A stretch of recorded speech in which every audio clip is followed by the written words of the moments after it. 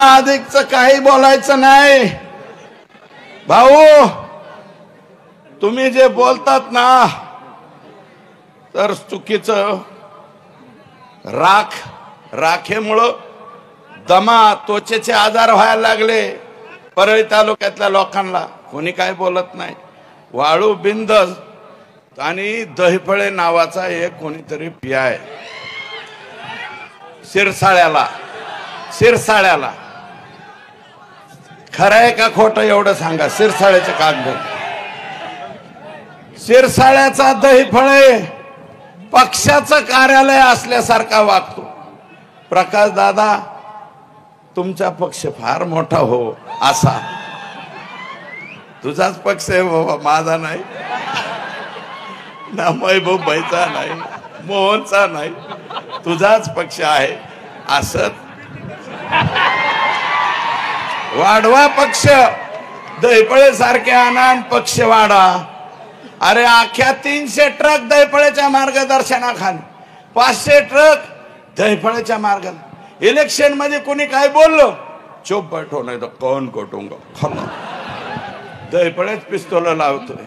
अरे काय तरा काय अवस्था कोणीकडे नेली. आणि तुम्ही गायरान जमीन शिरसाळ्याची अख्खीच्या अख्खी ढापली. अरे 1400 एकर का हेक्टर जमीन होती, सगळीच्या सगळी ढापली. आणि मार्केट कमिटीला आहेत ना, इथं असते ना शिरसाळ्याचे कोणीतरी. अरे उठून उभा राहा ना. मर्दा असला तर उभं राहा. गणपत पाटलाचा मावस भाऊ असला तर उभं राहू नको. तर यांनी 1400 एकर गायरान जमीन हल्ली. सगळे वाल्मिक कराड आणि धनंजय मुंडेंचे बगल बच्चे यांनी जमीन हल्ली. आणि कोण सोडलाय. अरे तुम्ही ओबीसी म्हणता, तिथं बंजारा समाजाचे लोक होते. बंजारा समाजाची स्मशानभूमी सुद्धा इकडेच घेतली. एवढी आजो इलेक्शन आले की एवढी आजो, इलेक्शन संपलं की जाजो.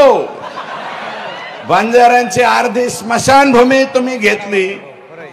बंजारा समाजाचं उठवून लावलं.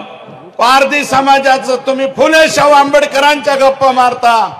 अरे या देशामध्ये या राज्यामध्ये फुले शाहू आंबेडकरांचा विचार चालतो. आम्ही सुद्धा मानतो चालतो त्या फुले. बस करू का.